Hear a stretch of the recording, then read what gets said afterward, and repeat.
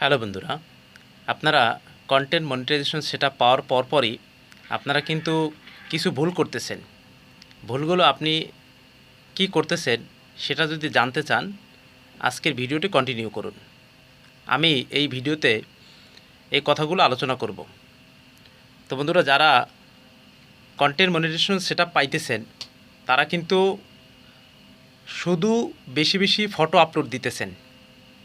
ফেসবুকের নিয়মাবলীর প্রথম শর্ত হইল আপনাকে রিলস ভিডিও আপলোড দিতে হবে।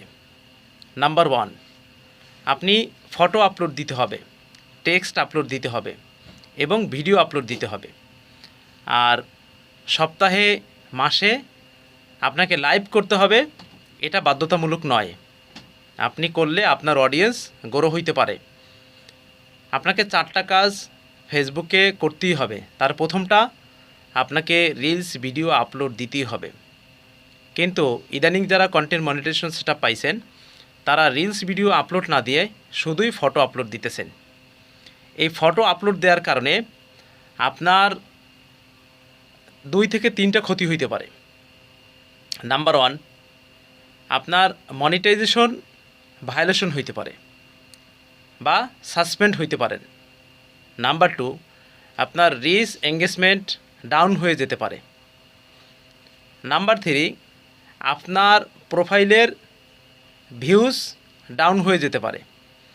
এই কয়টা বিষয় যদি আপনার ডাউন হয়ে যায় তাহলে কিন্তু আপনার প্রোফাইল বা পেজে অডিয়েন্স থাকবে না।